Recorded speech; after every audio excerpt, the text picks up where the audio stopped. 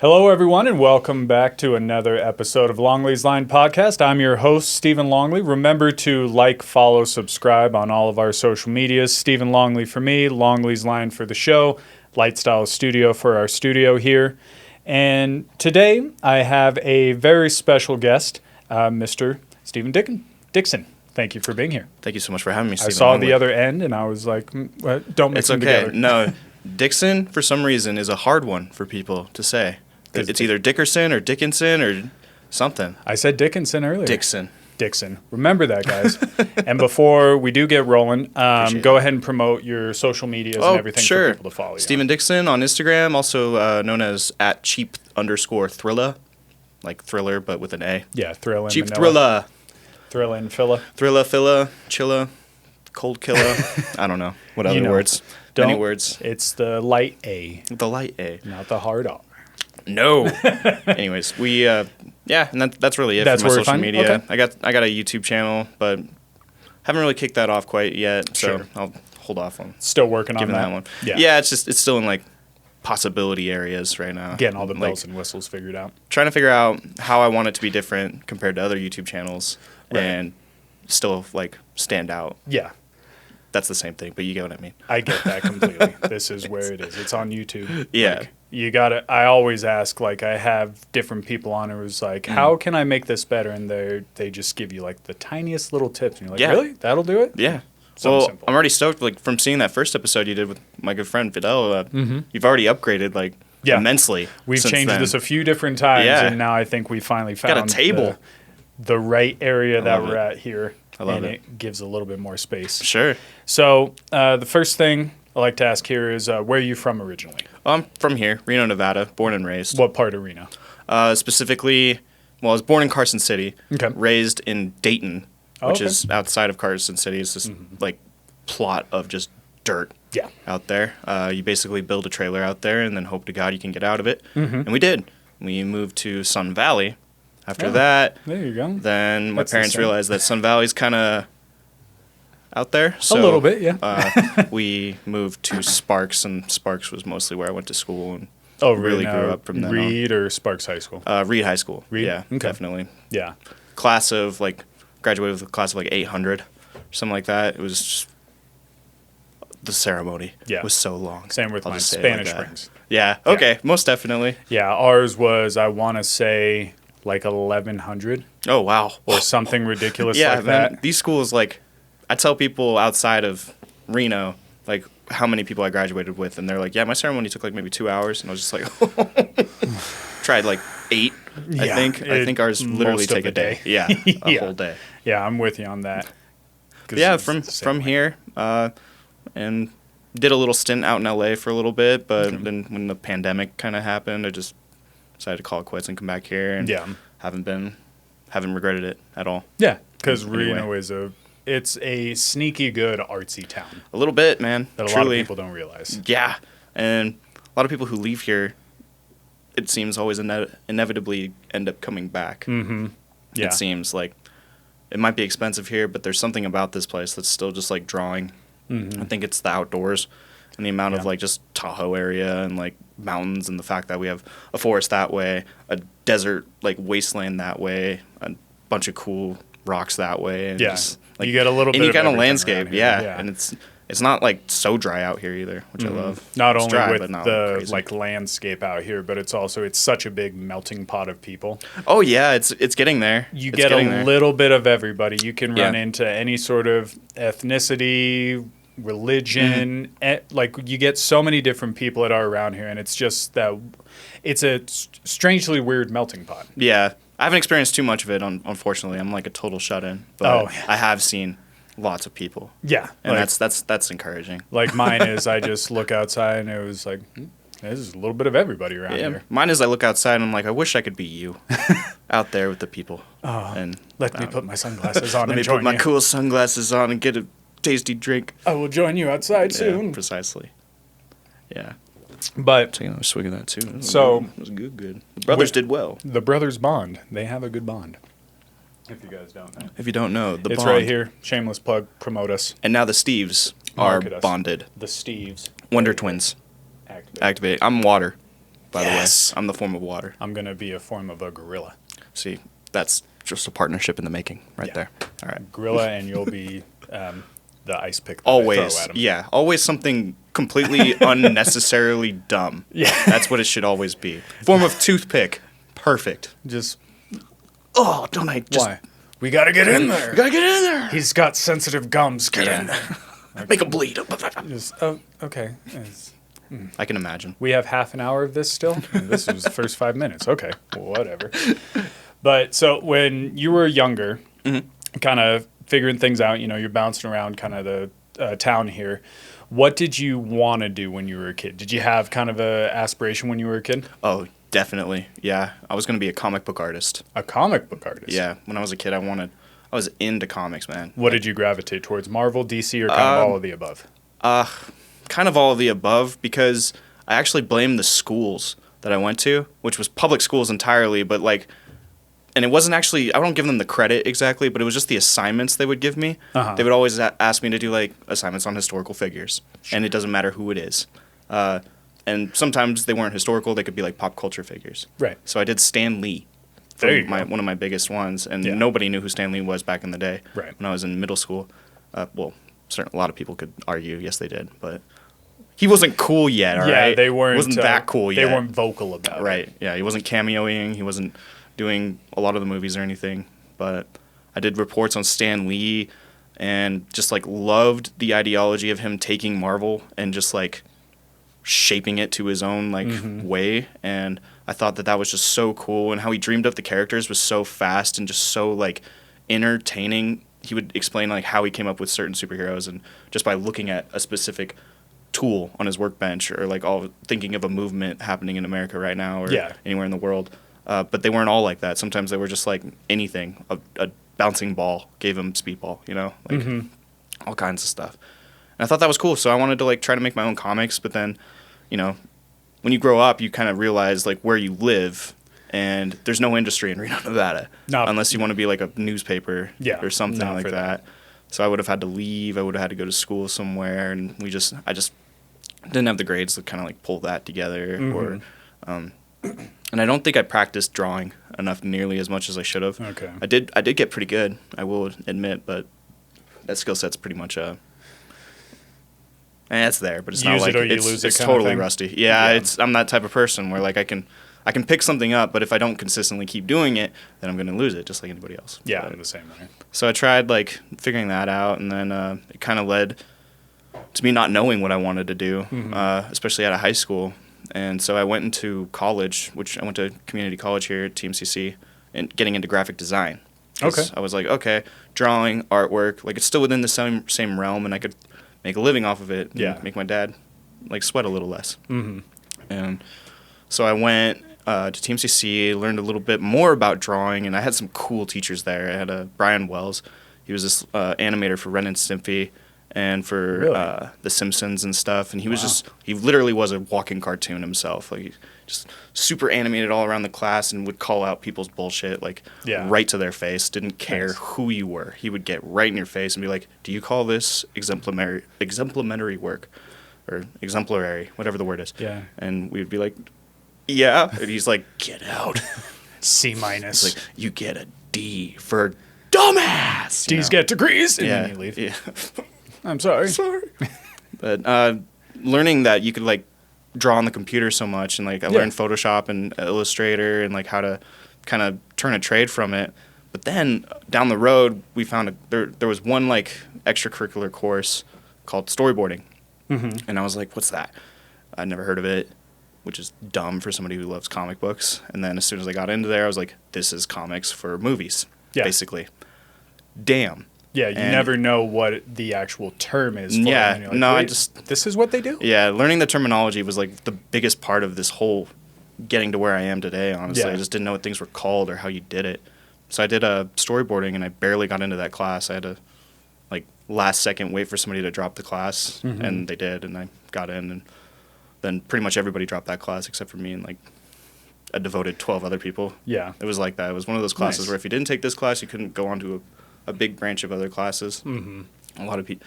I saw what hard work kind of was supposed to be through that class, and you weren't supposed to go too crazy, but he would tell us to like write these stories and then draw our stories as storyboards and then pitch them just like how you would see George Lucas doing it in any of his storyboard sessions for Star Wars or something. He would literally like have us point and like describe what we liked the most out of our drawings or like scene what the story is. Here, scene 2 here. Have the dialogue written underneath and everything, like the whole kit and caboodle. We had our boards up, everything. It was super cool, like honestly, and I just fell in love with that. But at the end of that course, we got to actually shoot something. Oh, wow. And it was for a toy commercial of any, like, of our choosing. Like, just go home, find a toy, grab your kid's toy, do whatever, and bring it to class, make a short commercial for it. Wow. So I'm a bit of an ambitious dude. So I was like, oh, can we build a toy? And he's like, yeah, you can build one. I'm like, sure, if you want. And what I really, really, really wanted to do, but I couldn't afford, was a portal gun from that game, Portal 2. Okay.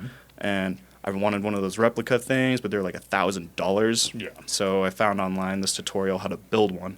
So I built one out of PVC pipe and just foam, and it actually didn't look too crazy bad, to be completely honest. Yeah. And that was my first time ever like delving into After Effects or Premiere and figuring out how cuts work and how to cut on action. And it was just all of a sudden I found my education extremely useful for the very first time in, unfortunately, community college. Yeah, but, which you think about, too. It's like, as much as it gets that bad rap, it kind of can help open your eyes to something where you're like, well, I didn't know how this worked before. And now you kind of see the behind the scenes. And even if it's just like a community college, because I did the same thing. I was like, well, I want to do more acting stuff. So I took a theater course. And the woman that was there that was doing everything, she had done acting all over the place and kind of helped point, like, she would team two people up. One was doing a funny scene and one was doing a dramatic scene.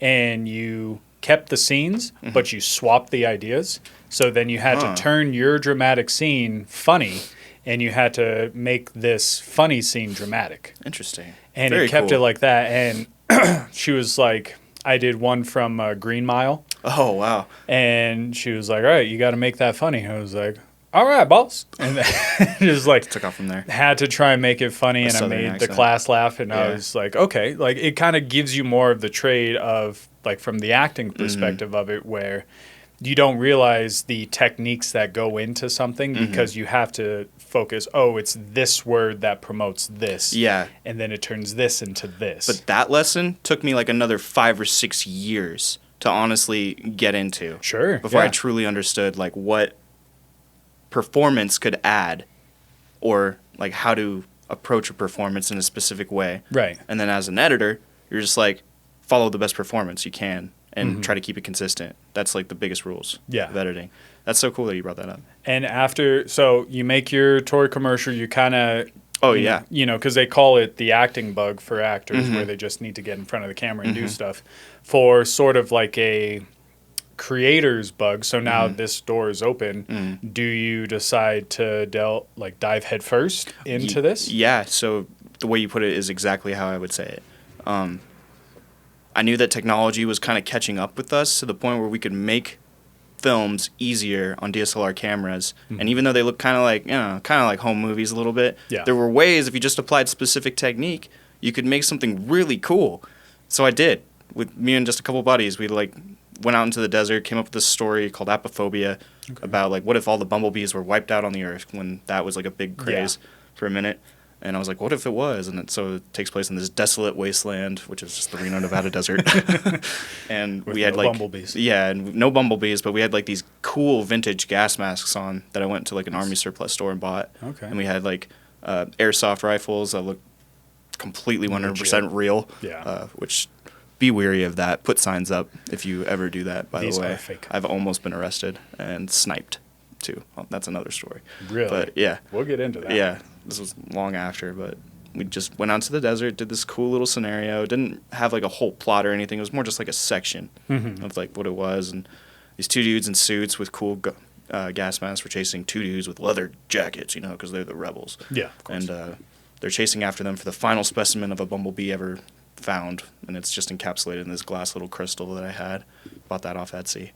And that's basically the story. Like there's a fight scene, and there's my first ever head smashing scene where I bought like one of those mannequin heads that people who work in salons or are going to school for salons. Mm-hmm. They like practice on these mannequin heads with all Yeah. this hair on them. And what ends up happening is they just throw them away. Yeah. When they're done with them, they're just these bald, creepy looking things. So I was like, can I have one of those? And they're like, sure. Gave it to me, filled it full of fake blood. And then on action, we just got a really close shot of a head and just smashed it with a lead pipe for a scene. And it looked legit. It was pretty good. It was on par with like Dawn of the Dead, honestly. Really? Yes, I'm gonna say it. Gonna Yes. say it right here and now. You heard it first. It's pretty cool. There's a lot of, but I was like learning practical effects and like Yeah. what I loved about filmmaking the most was that magic part of it, because also growing up, other people I would study was magicians, like Houdini and stuff, and I liked figuring out how they would hide stuff in their clothing or like around themselves or even in the people, so that they had no idea that they were in on the trick. And I was just like figuring like that movie magic is very similar to regular magic, like squibs, blood squibs, like hiding that under your clothes until somebody says action and blowing that up. Or like thinking of like Buster Keaton or Charlie Chaplin with like the perspective, the forced perspectives that they put in there with their like painted keyed in frames to make them look like they're dangling off a building when they're just like someone's hanging off the clock tower and it turns out that they're, like almost standing on it. That magic of it and the stunt, like the pure just athleticism of the stuntmen and of Buster Keaton and fucking Charlie Chaplin, like I was just drawn to that. Like, oh, you could really do some crazy stuff if you like understand a lot of this. So I just got into like the psychology of filmmaking and like,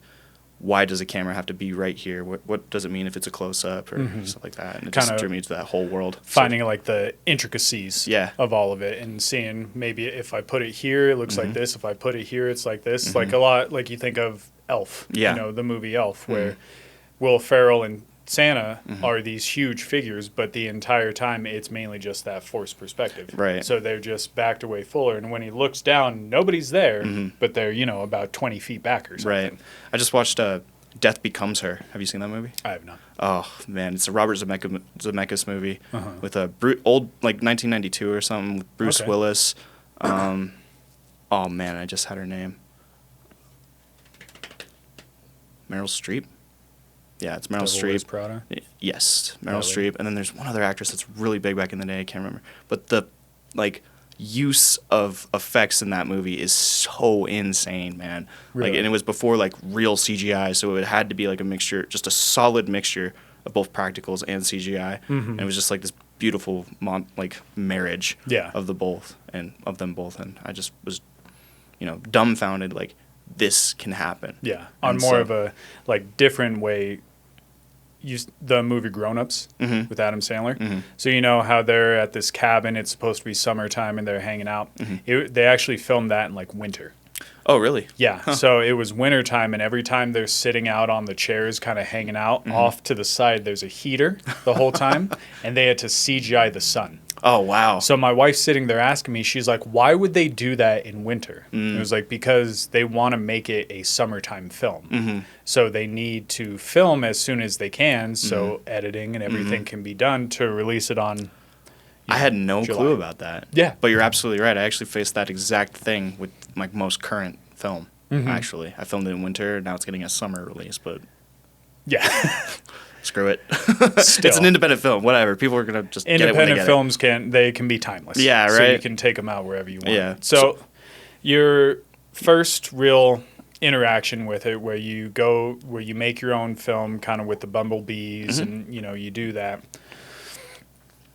What kind of keeps you going? What's the next film? Do you do anything that is more feature length, or do you kind of keep it just the short little tidbits the entire time, where it's just, maybe 10 minutes or something? Well, I did that I did the short little timeline for everything prior to this one that I just did. This one I just did is different from all the rest, and I'll explain that in a minute.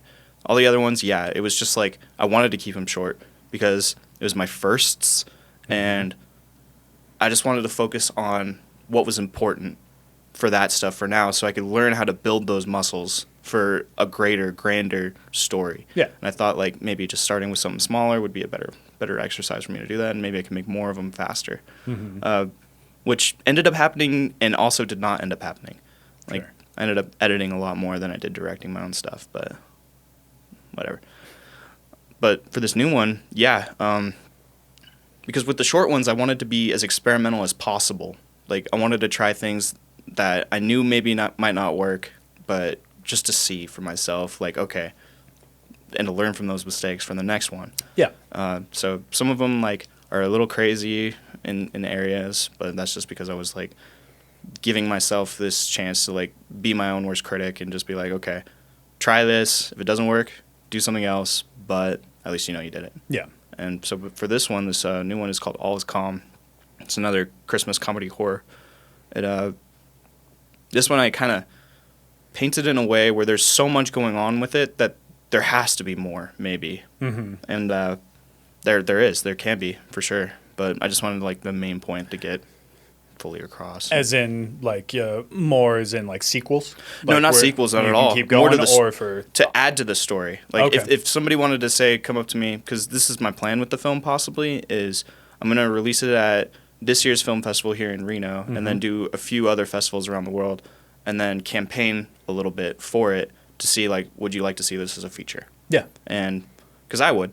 And Sure, if why so, not? there's a lot more parts. Like, it's not just centered around the main character. There's actually a few more characters that I didn't end up putting Where in the someone's short story film. isn't explained, and Yeah. people go, I want to know more about what she's doing. Not necessarily in this one. It won't be like that. Uh-huh. But I'm saying, like, there's characters like that ready for the feature. Gotcha. For sure. Okay. Right now, like, the short just revolves around the killer. Like, it's about a killer who ends up needing to take a Santa Claus suit, put it on, and he's completely out of options. He can't get his car open. He can't get a hold of, like, his crew to come and help him dispose of a dead body. Mm-hmm. So he throws the Santa suit on, wraps the body up in wrapping paper, throws it in a shopping cart, and tries to get rid of it downtown. As one does. Yes, as one does. And that was fun as hell to film, too, by the way. Lots of just stares. Yeah, I would Just- imagine the eyes of people that don't know what's going on. They're like, that's... Surprisingly, Yeah. Oh, yeah, too, yeah. though, a lot of people just shrugged.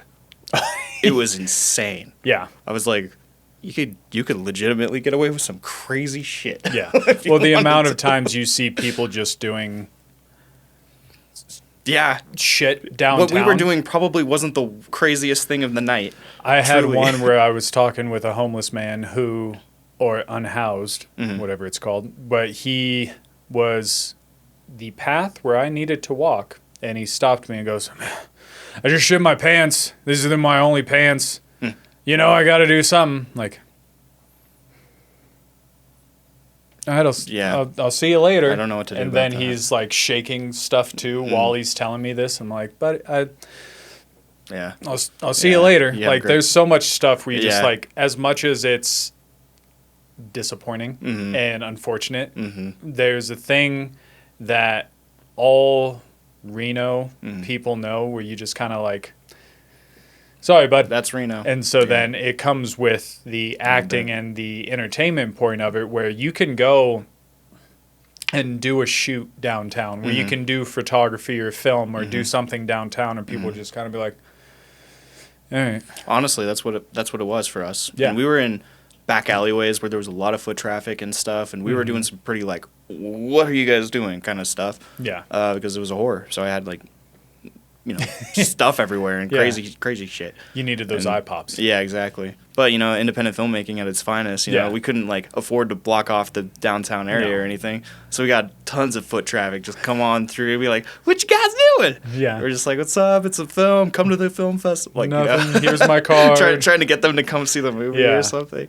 But no, mostly everybody left us alone except for, like, the occasional, like, total drunk off his ass Oh, person. yeah. It was just like, what are you guys Can I doing? be a part of this? You need an extra, man? I got an agent. You got $1? Name's Dale Denenheim. Yeah, you've met him. You He's met him. around town. He's around town. Yeah. You got $1 or something I can Yeah. borrow? You got a beer, man? Was Take a horror kind of the lane you always wanted to go down? No. Or what was kind of your, not initial lane, because you can still do more, but what is kind of the lane you'd like to go down? I went down horror's lane specifically for these last couple ones because Spooky. it's spooky, but, like, also you can get away with a lot more artistic choices in Yeah. horror than you can with, like, anything else. So because it was such a low budget, we decided to, like, edit it pretty fun, but with a lot of, like, inserts and cut-ins and stuff to try to, like, help build up more anticipation, more other, feelings as well, hopefully. And with that, we were just like, okay, there's going to be a lot of like just static shots, but we're going to add like slight pushes or slight zooms or slight pulls because my favorite horror movies are actually like contain a lot of that stuff. And I wanted to try it for myself. Like I said, I'm experimental. And so horror just kind of I was drawn to that because I could be as artistic as I could possibly think of with a small budget towards it. But no, like I'm totally drawn to like real drama. Okay. If I could, you know, like brothers fighting over the giant estate that their dad left them after they found out he drowned in the bathtub or some shit. Yeah. Or, you know, stuff like that. Like actors acting on screen, as Kevin Smith would say. That's what I'm like. Actors acting on screen. That's what I want to like really get into eventually to where, because I'm an editor by trade. But if I was to edit, like I'd love to just like let the performance take and do as few cuts as possible if I could. Yeah. Because the performance is just so great. It also makes you think of like the old movies, as you were talking about, like Charlie Chaplin and those kind of folks. When I think back like to, you know, maybe like an old Sinatra movie or a Danny Kaye or even the ones that are more comedic, but there's also the dramatic ones. They're all in one take. Yeah. It is one 10-minute single shot of them dancing, reciting their lines, just doing pure talent. One thing. Yeah. Like there's this old Sinatra movie that I may have brought up here before, but he is a sniper who is there to kill the president. So he takes over this family's house because they live right on top of the hill. Okay. The entire time he is monologuing for the hour and 15 movie. It will go to explain the story, and then he goes, but that one time back when I did that, and he goes on for 10 minutes. Nice. Just a single shot of him reciting everything, and then it cuts back to the daughter of the person going, he really likes to talk, doesn't he? But I mean, see, performance, like, it can just do that, though. Yeah. Like, Charlie Chaplin, again, like, when he was, I can't remember what movie it was specifically right now. When he played Hitler and he was doing the big speech, right? The one, like, your men, you know, that speech. Whoa, you know, just like, where's that writing anymore, really? I mean, that doesn't come across as, like, just crap, I guess, now. It's hard to get away with, like, artistic kind of theater writing nowadays. People want realism in everything. People want like as grounded in their reality as they could possibly get, even in their superhero movies. Yeah. And so I don't know if you can do like grandiose anymore and just be brought.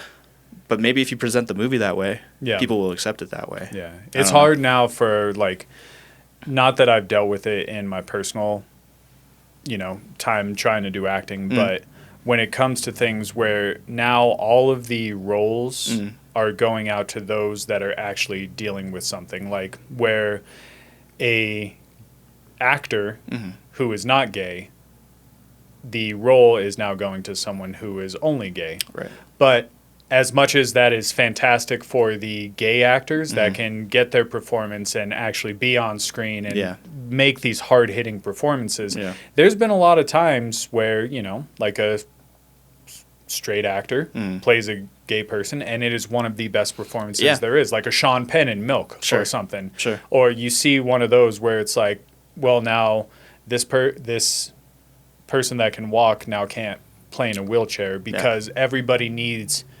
movies or films to be realistic. Yeah, and represented. Yeah, as well. I hate to say that fucking word, honestly, but there it is. Like, I'm still, and this might be a complete like.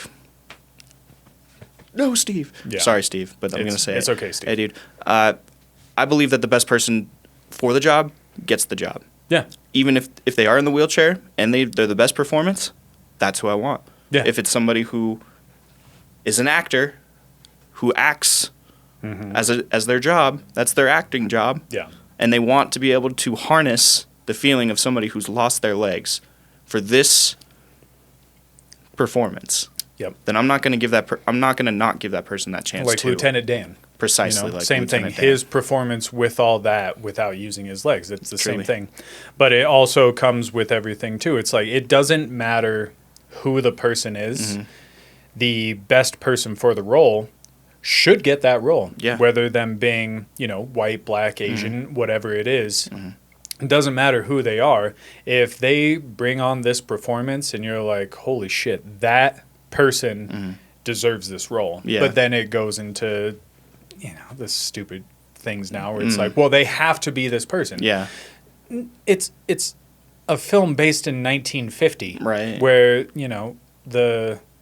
it's primarily one or two things. And also though, this is the thing. That character, if I was to write a character in a wheelchair, that is not going to be that character. It's not going. They're not the character in the wheelchair. They're that character. They just have a wheelchair, and they're going to be a pertinent part to the story. Yeah.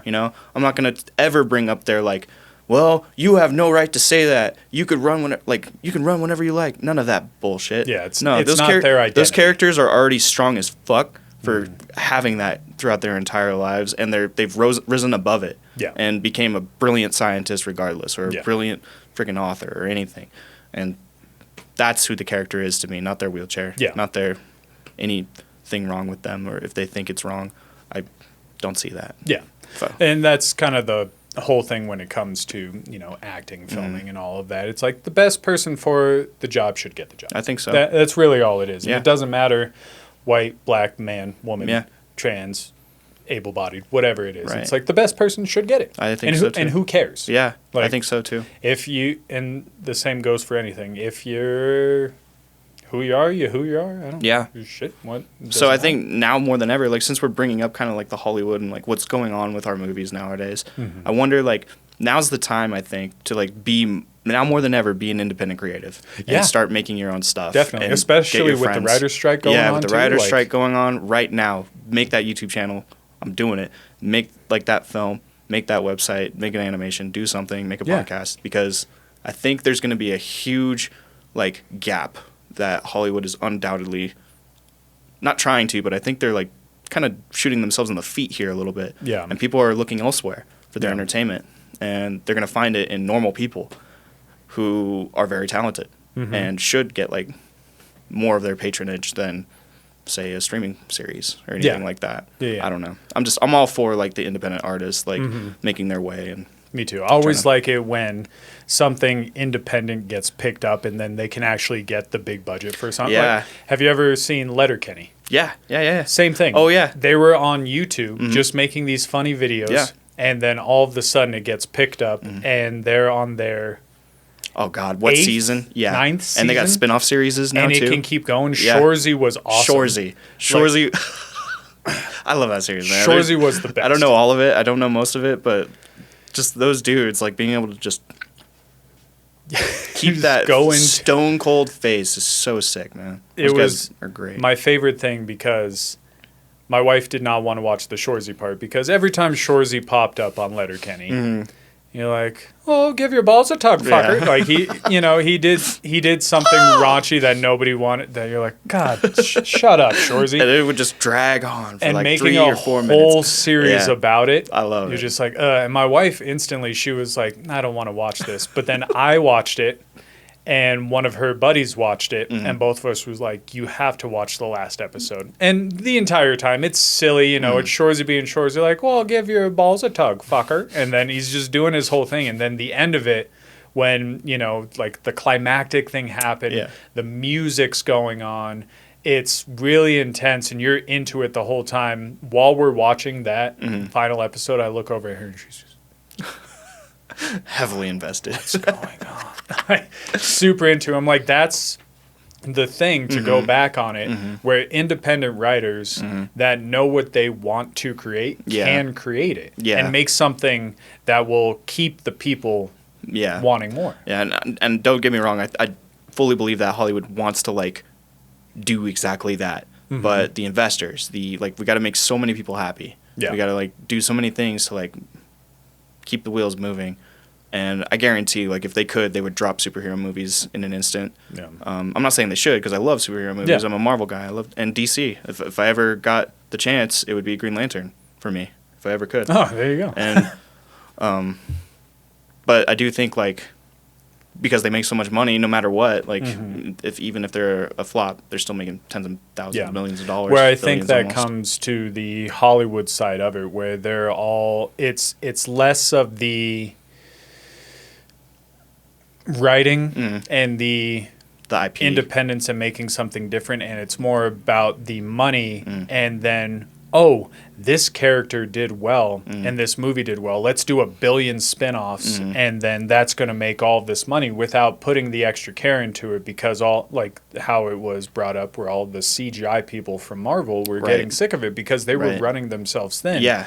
But then you get somebody like James Gunn coming into DC, which all of his Guardians of the Galaxies were their own thing that everybody loved. They were standalones. It was supposed to be a flop. Yeah, I know.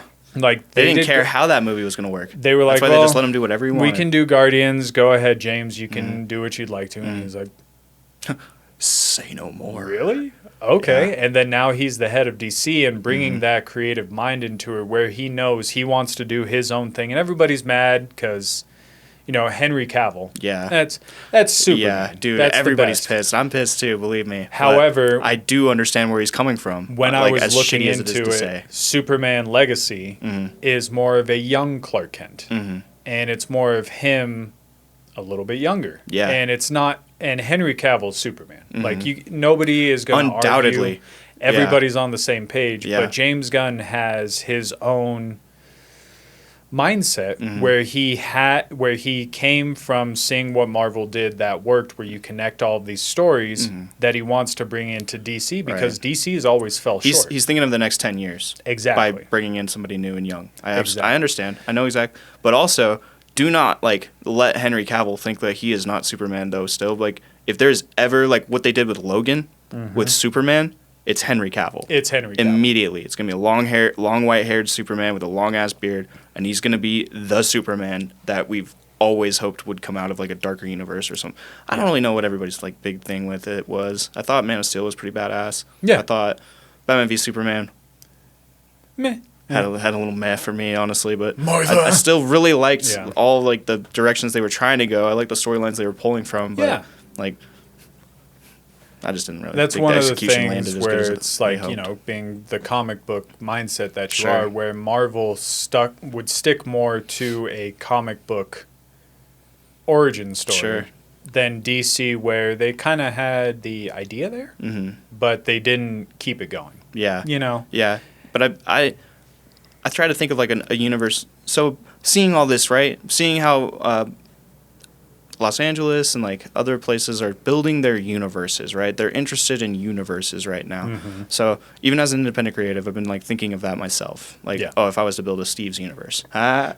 Steve's universe. Haven't seen a single episode of that cartoon. Boom, multiverse right here. I feel really bad. This is me, by the way. Director, I'm him. actor. Yep. We're the same thing. Mustache, beard. Beard. It's the same thing. Mine's Mexican.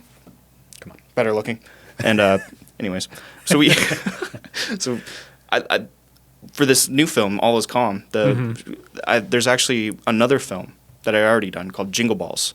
Oh, okay. Prior to this one. And the character in that one's name is Jake as well. The character in this one's name is Jake too. So this Jake in this new one, All Is Calm, is long-haired and he's a killer. And in the last one, Jingle Balls, he's a family man, a house guy, short hair, a lot skinnier back then, and just more on the depths of Jack from The Shining. Okay. Kind of more in that mindset. Where he's... It's all in here. There's something brewing. Yeah, there's something going on in here. Yeah. And Jingle Balls was fun. Jingle Balls was my big experiment on how to do a dialogue scene, mostly. So it mostly takes place between this conversation with him and his neighbor coming over asking for his Christmas Tupperware back. And then Jake just kind of laying into him man, why are you always over here? Fuck you, Josh. You know me. Yeah. You know me and the wife got shit going on. And he's like, I know, man. I just really need that Tupperware. But so Christmas comedy. Yeah. I love that shit. So that one's kind of Beetlejuicy too. It's got some fun little wacky gags going on stuff in there. that comes to it. Yeah, I enjoy that though. That's where my comedy kind of comes from. Is it's kind of physical, more so than just what I say. Yeah. So I'm slamming myself on the ground, or I'm getting clotheslined in midair or something, so if I was to do this feature film off of this All Is Calm film, I had this idea of a sequence to build it up where these kids are around a Christmas, campfire or something, and they're talking about scary stories because that's what kids always do, no matter what time of year it is. Yeah. And they're like, "Did you hear about Jake the Scrape?" Jake the Scrape. I heard he cut off his wife's face, put it in a box, and gave it to his neighbors. No, I heard he put on a Santa suit and dragged a dead body all around his town until they found him the next morning with his own body just completely so I built these 2 stories, and they actually exist. They're like out there on YouTube. Well, the newest one isn't, but the old one, it's out there. And just like thinking like if anybody was interested, they could go see it. Yeah. And then you can come back to those kids telling the story, and then they have about 5, 6 different stories, and then it all branches off into this one guy is doing this, but in a different universe. In each time. Maybe not a universe. It's just like a legend that exists within these kids' heads right now. Yeah, it's a myth, and then all of a sudden, throughout the actual feature of the film, you just start to unravel like, oh, this is like a demon or something that exists, and it's been everywhere, and it's been on everybody's mind. Something like that. Kind of like a demon that bounces between things. And kind of figuring that out. Would you like a little bit more? Sure, man. Let me top that on. So now that we're kind of talking about it here, so your most recent feature is coming out for the Cordillera Film Festival. Yeah. Tickets are on sale right now. But our film's going to be playing in the Nevada Short Film segment number 8, which is on July 29th at 2:30 p.m. If anybody wants to come and check it out. Christmas horror in July, everybody. Well, come and check it out. It is half Christmas. Yeah. I believe we're around that time. Are we around half Christmas? I think That's so. wonderful.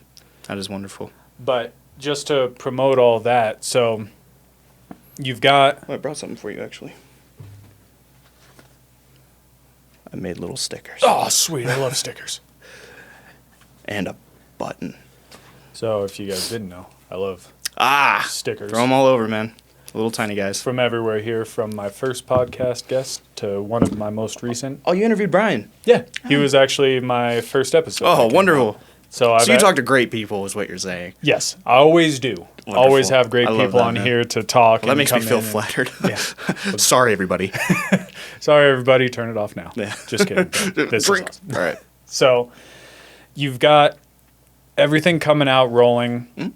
Now that it's going to be kind of featured in Cordillera and everything, do you have anything planned for what's next? Even though this is coming out soon, you know, kind of how like my mind works is like, well, you think about what's going on in the next couple of months and you try to figure out what's coming next. Do you have already the next set planned? Yeah. Do you have stories that you're working on that you can talk about, or kind of what's coming up next for you? Sure, most definitely. Plan for me, really, this is going to be long, sorry. You can tell me to shit up. But so I feel like my 20s was my greatest learning period in my entire life, especially going through 3 years of LA and like learning what the machine can really like churn out and what they're expecting over there. So I've edited a few like LA based projects. I still get quite a few of them remotely now. But it made me realize like I want maybe to start an industry, like there's already the start of one, but like how can I expand the industry that's here in Reno? Yeah. In any way possible. So I'm involved with an online editing course called the Go-To Editor. Partnered up with a YouTuber named This Guy Edits, and he and I have been killing it with that. But I want like to maybe make Reno like a facility in of itself for up and coming like people who want to learn editing or something like that. Like maybe I could just start with like a group meeting, you know, where I just like give them an assignment or something, and people go out and try some stuff and then come back, show me what they edited. Yeah. Because I believe like as an editor, you should film just as much as you edit, like your own stuff, just so you understand like why decisions get made for a camera. Yeah. So when you're in the edit, you're like, oh, I get where the cinematographer is coming from with this idea here. Yeah. So maybe like a facility of some sort. But so I'm about to turn 30. July 30th is my birthday. October 11th. October 11th. I turned 30 as well. 30 as well. Yeah. We're all turning old as shit. Ugh. Not looking at you, Jay. I'm not looking at you at all. But dude, 30, like I want to hit the ground running when I turn, like already I want to do it, but like the YouTube channel is going to be out. I'm calling it Blip Soda. It's about editing. All just entertainment for editors. And I play a character in a yellow suit and tie wearing these gold sunglasses. And it's like Bill Nye on crack for editing, basically. Yeah. So I do episodes where I want to talk about like the greats of editing. Thelma Shoemaker, one of my favorite editors from Martin Scorsese. Most of my favorite editors are women, which is awesome. George Miller's wife, Margaret Sixel for Mad Max Fury Road. What? Like George Lucas's wife edited Star Wars. Like, dude, well, some of them. And like, I just want to like kind of be a champion of editing a little bit because I feel like editing is seriously overlooked in some aspects. And I mean, you could say that about any job in the entertainment industry. Yeah. That isn't the actor, the director, the producer. But editing, it's the unsung finish line of the film. And usually it's one person just in a dark room by themselves doing it.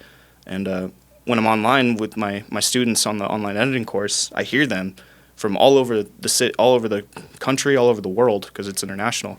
And they're just like, man, there's just nothing for me to do here, or there's just no inspiration for me. And I want to be that voice of inspiration. That's like, go outside, like do something crazy just for yourself, just to do it. Do you have an idea? Go do it. Yeah, truly. Like, even if it's dumb, thing. Like just like I had an idea to like do editing or teach VFX for kids, which is like you and your kid come with me. We're gonna put up a makeshift green screen, bring their favorite toy.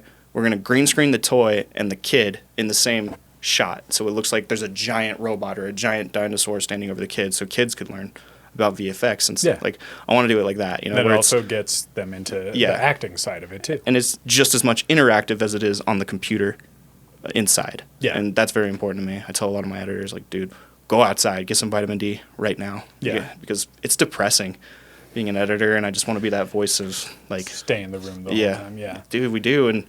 Sometimes, like, meticulously have to stay after many hours of the day. Like, I've edited 24 hours straight before because my boss demanded it of me, which I want to be a voice that says, you do not need to do that, by the way.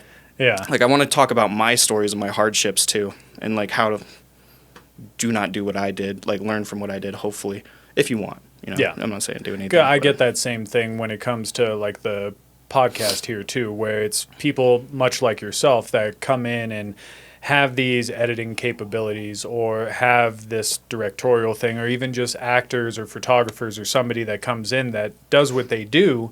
And then people that have had that idea that maybe I want to get into this, they can hear somebody's story like yourself where they listen to it and they go, that's what I can do? Yeah. Oh, that's how I can get started? Oh, maybe I can actually pursue this, or maybe I can actually try it. Yeah. And then it gives a little bit of motivation and inspiration to those people that are like, I think I want to do this. And then they hear someone's story that is currently doing or has done it or something, and then they're like, I'm going to try it. Yeah. Let's give it a shot. Why not? Because I'm the same way, where it's like, I want to inspire certain people that can hear someone's story and go, well, God damn it, I'm going to give that a shot. If that loser can do it, then I can do it too, man. Yes, you can. If I can do it, if Steve can do it, you can do it. It's true. I model.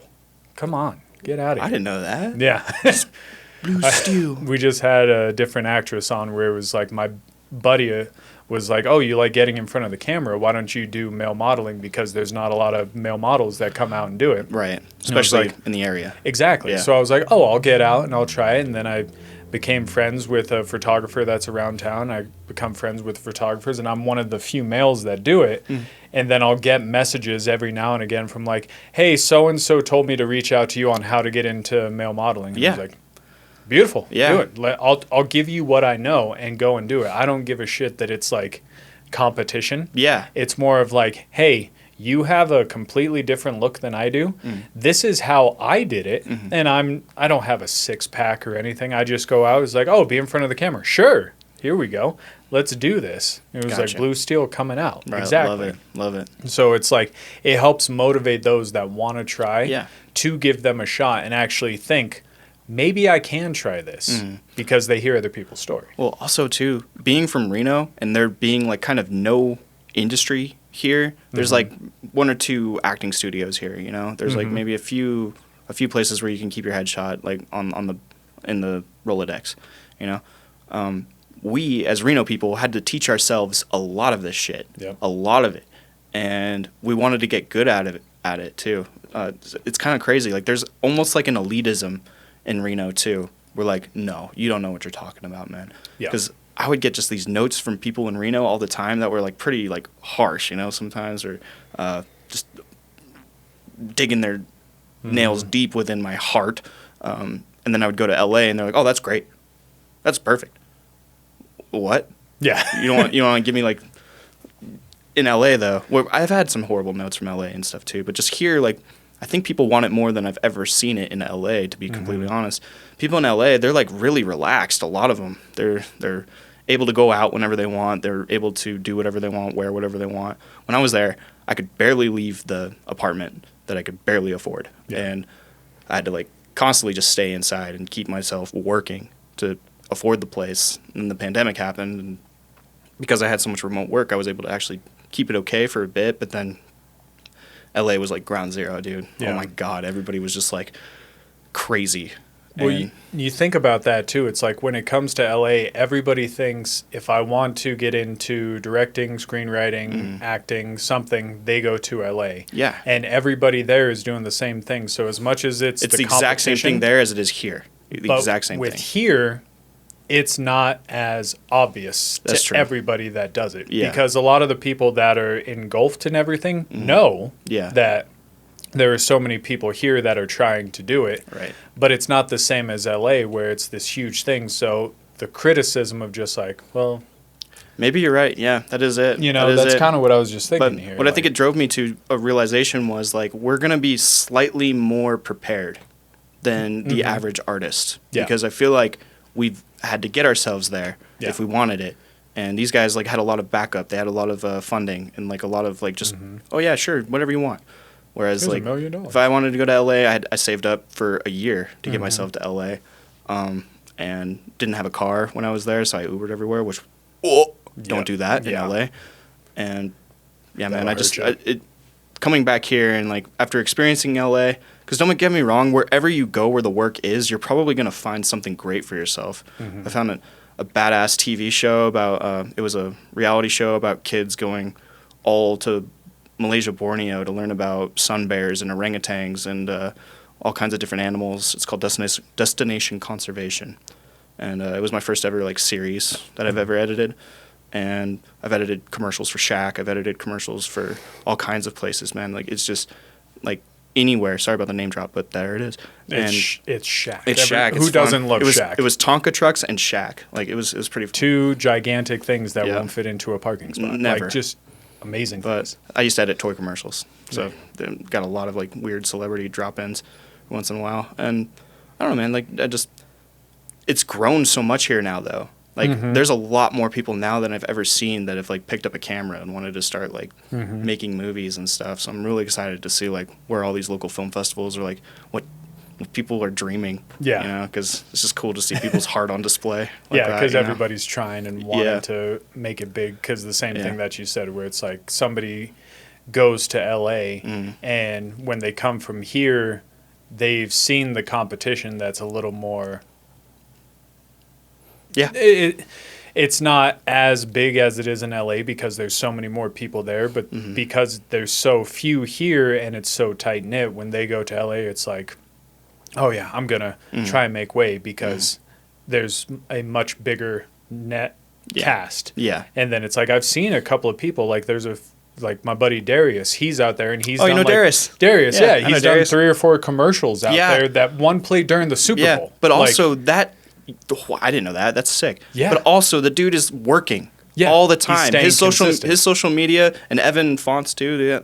Evan, I can't remember his last name. With. Yeah, they're both just constantly doing their thing, just on their Instagrams inside of their LA apartment. Yeah, you know, like they're not even outside. Like, and then Jazz, who plays like the Blue Ranger.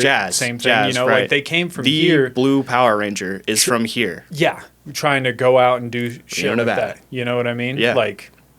It's cool to see, and then it gives, you know, from my point is I see them doing that, and it gives me the inspiration where it's like, oh, I can continue to do that, and then you see, you know, like people that we know succeeding. Dude, and I think people are starting to pick up like Reno's potential all of a sudden. Like Jeremy Renner. I was just literally about to say it. Like Steve Austin's here, Jeremy Renner's here, Lana Del Rey is here. Like, is that right? Yeah. Well, not here, but like in the Truckee area, kind of like that. Yeah. But people are seeing the potential of a place like this where permitting is not a huge issue here, where the tax write-offs are like far more rewarding to the actual artist here than they are in California. Dude, that's what I learned a lot about living in LA is how many more rules there are to just everything. Like if I wanted to get into those feature films, and I've really thought about that. Do I want to go for a studio gig? Do I? do I want to be a part of the editors like guild, whatever, this guild, or do I have to like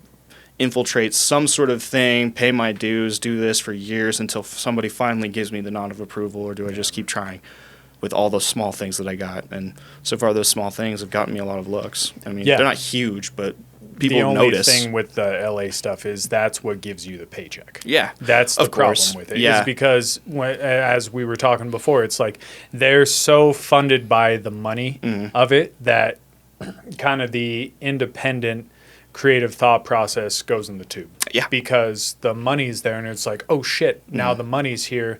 We're going to just do it's like a pop song comes on the radio and it's like, I just want to do this because you like it too. Yeah. And it's like something that feeds everybody. Same keys, same exact note structure of the same song for listening to the times. Country radio. It's the same thing. You know what I mean? But trying to get that studio to...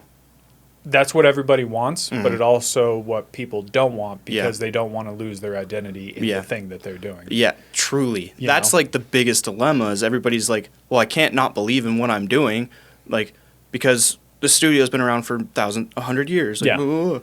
But like there's actors who are like talking more and more about like, why are you making these decisions for me? Like Jenna Ortega talking about Wednesday. It's like, why is there this giant love triangle thing in Wednesday when people just want to see me chop somebody's head off? Yeah. And chop somebody's head off. I would love to see that. I don't care if you fall in love with Friday. Yeah. Like, no, I don't. Nobody cares. I don't. It doesn't matter. You know what I mean? Yeah. Wednesday loves Friday. Yeah. Wednesday loves Friday because they're right in the middle there.